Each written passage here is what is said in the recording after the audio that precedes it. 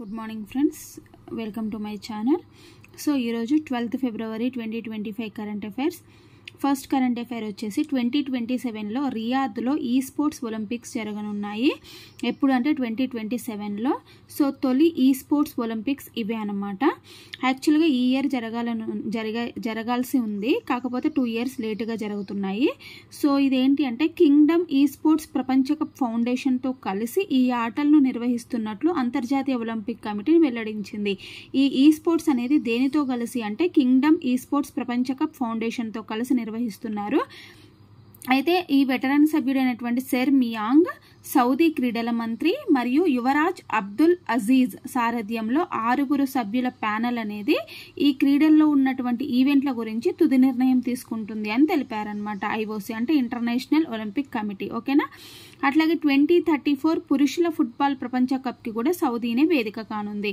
So main గుర్తుంచుకోవాల్సింది ఈ sports ఎక్కడ జరగనున్నాయి 2027లో అంటే రియాద్లో జరగనున్నాయి. ఈ ఆటలను ఎవరితో కలిసి నిర్వహిస్తున్నారంటే కింగ్డమ్ ఈ స్పోర్ట్స్ ప్రపంచ కప్ ఫౌండేషన్తో కలిపి నిర్వహిస్తున్నట్లు అంతర్జాతీయ ఒలింపిక్ కమిటీ వెల్లడించింది అనమాట. ఓకేనా. అది first current affair. So next వచ్చేసి మనకి సెకండ్ కరెంట్ అఫైర్ వచ్చేసి ఏంటి అంటే అవినీతి సూచీలో భారత్కి 96వ స్థానం. ఓకేనా. మొత్తం 180 దేశాల యొక్క వాల్యూస్ తీసుకుంటే అంటే 180 దేశాలకి సో సూచీని నిర్వహిస్తే అందులో మన ఇండియా స్థానం ఎంత అంటే 96వ స్థానంలో ఉందన్నమాట. ఓకేనా. గత ఏడాది 180 దేశాలకు సంబంధించిన అవినీతి సూచి అంటే కరప్షన్ పర్సెప్షన్ ఇండెక్స్లో భారత్ 96th ప్లేస్లో ఉంది అని చెప్పేసి ఎవరు తెలిపారు అంటే ట్రాన్స్పరెన్సీ ఇంటర్నేషనల్ తెలిపిందనమాట. ఈ అవినీతి సూచిని ఫైండ్ అవుట్ చేయడానికి మనము స్కోరు 0 to 100 అని తీసుకుంటాము. 0 అంటేనేమో పూర్తిగా అవినీతిమయమైనటువంటి దేశము, 100 అంటేనేమో అవినీతి రహితమైనది అనమాట. ఓకేనా. అయితే 2023లో మన వచ్చిన స్కోర్ అంటే 0 to 100 మధ్యలో అన్నాం కదా. 2023లో మన ఇండియా స్కోర్ వచ్చేసి 39 మార్కులు అయితే 2024లో 38 మార్కులు వచ్చాయి. అంటే 39 నుంచి 38 నెంబర్ తగ్గింది, కానీ నెంబర్ తగ్గింది అంటే అవినీతి పెరిగింది అని అర్థం. ఓకేనా. అట్లాగే సో డెన్మార్క్ అనేది మొదటి స్థానంలో ఉంది. అంటే ఈ దేశంలో అవినీతి అనేది అతి తక్కువగా ఉందన్నమాట. మరి పాకిస్తాన్కి ఎంత ర్యాంక్ వచ్చిందంటే 135, శ్రీలంక 121లో ఉందన్నమాట. ఓకేనా. అది సెకండ్ కరెంట్ అఫైర్. ఇక థర్డ్ వచ్చేసి ఏంటి అంటే సేంద్రియ సాగు అంటే ఆర్గానిక్ ఫార్మింగ్ అనమాట. అయితే ఈ సేంద్రియ సాగు ఎక్కడ అంటే జర్మనీలోని నరెంబర్గ్లో అంతర్జాతీయ సేంద్రియ ఆహార ఉత్పత్తుల వాణిజ్య ప్రదర్శన అనేది జరిగిందనమాట. ఎక్కడ అంటే జర్మనీలో. సో ఇక్కడ ఏంటి మనకేం తెలిసింది అంటే 9.9 కోట్ల హెక్టార్లకు సేంద్రియ సాగు అనేది పెరిగిందనమాట. సో ఇది ఎలా తెలిసింది అని అంటే the world of organic agriculture 2025 survey చేస్తే ఆ సర్వేలో మనకు తెలిసింది ఏంటి అంటే 9.9 కోట్ల హెక్టార్లకి ఆర్గానిక్ ఫార్మింగ్ అనేది పెరిగిందనమాట విస్తీర్ణము. సో ప్రపంచవ్యాప్తంగా సేంద్రియ రైతులు 43 లక్షల మంది ఉన్నారంట. అందులో అత్యధికంగా 24 లక్షల మంది ఇండియాలోనే ఉన్నారంటే ఈ రైతుల నెంబర్ ఎంత అంటే ప్రపంచవ్యాప్తంగా 43 లక్షలు, అందులో అత్యధికంగా 24 లక్షలు ఇండియాలో ఉన్నారు. సో 2023లో ప్రపంచవ్యాప్తంగా 188 దేశాలలో 9.89 కోట్లు అంటే 9.9 కోట్ల హెక్టార్లకు సేంద్రియ సాగును విస్తరించింది. ఇది 2022తో పోలిస్తే మనకి 2.6% పెరిగిందనమాట. ఓకేనా. అంటే 25 లక్షల హెక్టార్లకు మనకు పెరిగింది. నెక్స్ట్ స్విట్జర్లాండ్ సేంద్రియ పరిశోధన సంస్థ FIBL, ఐఫోమ్ ఆర్గానిక్ ఇంటర్నేషనల్ ఇవి రెండు కూడా సంయుక్తంగా ఈ సర్వేని వెల్లడించాయన్నమాట. ఓకేనా. స్విట్జర్లాండ్ సేంద్రియ పరిశోధన సంస్థ అండ్ ఐఫోమ్ ఆర్గానిక్ ఇంటర్నేషనల్ సంయుక్తంగా ఈ సర్వేని వెల్లడించాయి. సో ఇండియాలో ఎంతమంది రైతులు అని చెప్పాం మనం 24 లక్షల మంది. అంటే రైతుల సంఖ్య పరంగా ఇండియా మొదటి స్థానంలో ఉందన్నమాట.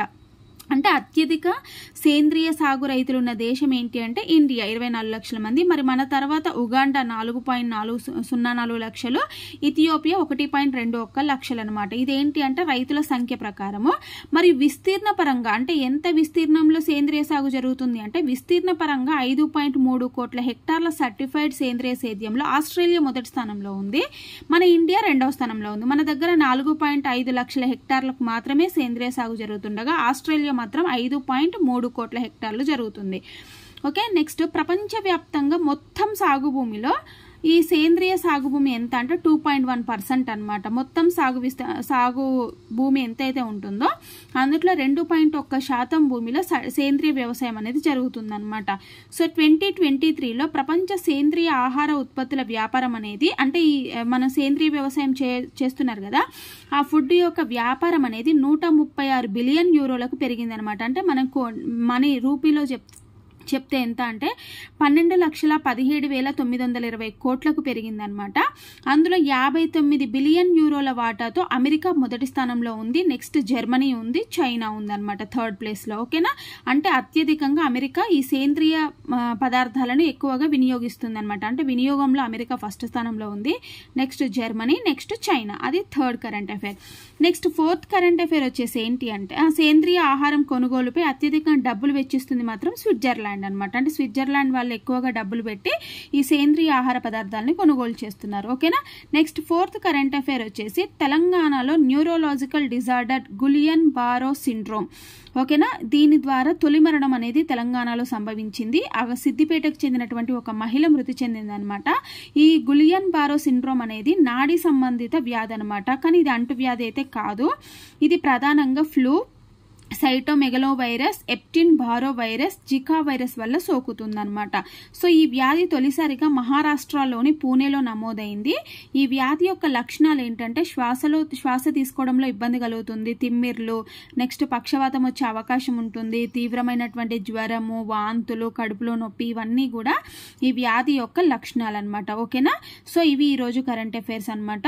సో మీకు ఎలా అనిపించింది అనేది కామెంట్ ద్వారా తెలియజేయండి. So thank you very much.